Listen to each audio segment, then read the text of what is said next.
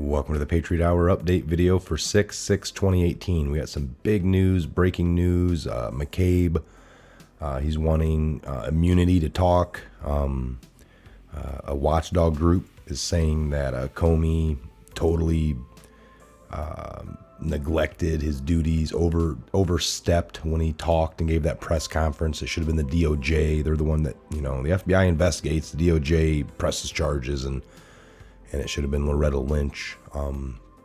So they're pointing all these great things out in lieu of the IG report that should be released at any point. So we got a few videos we're gonna watch. They can't, this being reported on just hours ago. So here, let's watch these here.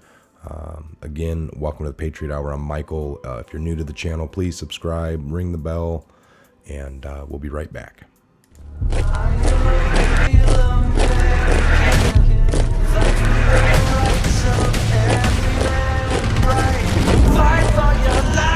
Inspector General did find evidence that former FBI Director James Comey was found to be insubordinate and went outside the chain of command.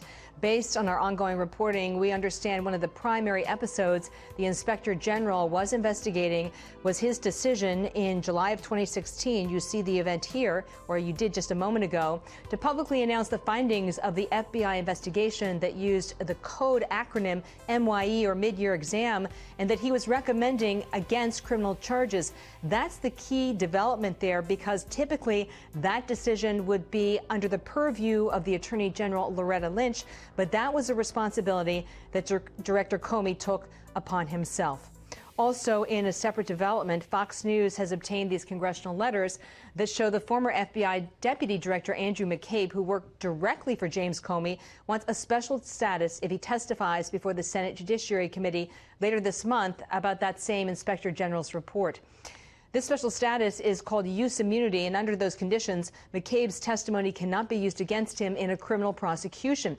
That matters because the Inspector General found that McCabe lied under oath, and there was a criminal referral to the U.S. Attorney here in Washington, D.C. for potential violations of 18 U.S.C. 1001. That's lying to federal investigators. This morning, a senior Senate Republican who sits on the Judiciary Committee recommended against a deal to secure McCabe's testimony. We really need to get to the bottom of what happened at the FBI during the Comey years, where apparently there was misconduct going on, which I think has really impugned the reputation of the finest law enforcement agency in the world. And we need to clear the air. And so I think giving Mr. McCabe cover through immunity would be a mistake.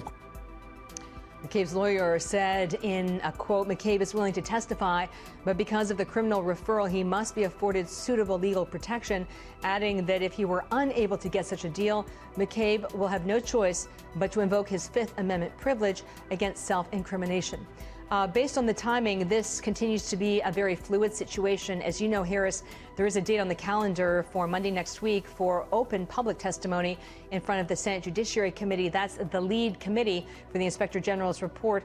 But based on what we've learned in the last 24 hours, it does appear that that date is likely to slip yet again, Harris. Well, and we've seen some delays, Catherine, and lawmakers that I've been talking with have said, they wanted.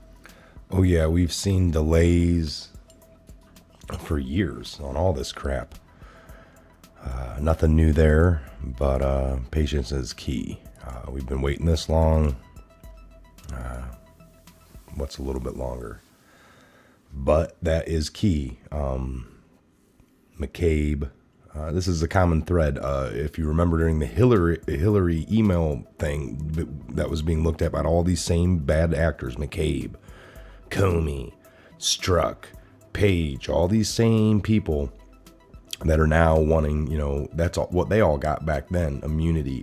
Hillary, her lawyers, all the people, the head guy that wiped the server, because we know that congressional put paperwork forward to them to hold on to everything for record preservation, the historical preservation record acts, and after they received that 2 days after, then they scrubbed them servers.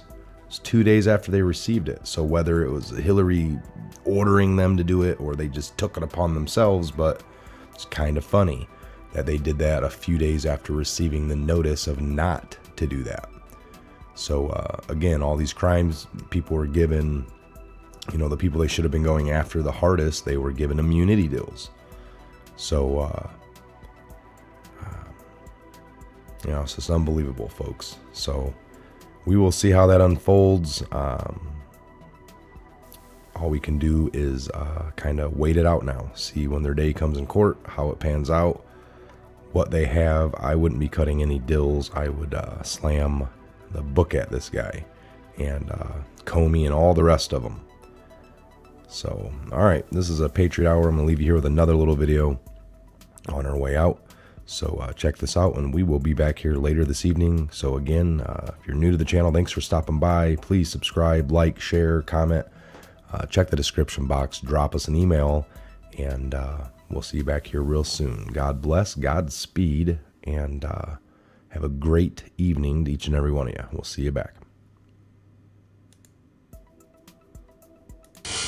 President Trump technically controls the Department of Justice, but when it comes to the Inspector General, he seems to restrict his oversight to Twitter. Today, the president tweeted this: "What is taking so long with the Inspector General's report on crooked Hillary and slippery James Comey? Numerous delays. Hope report is not being changed and made weaker. There are so many horrible things to tell. The public has a right to know. Transparency."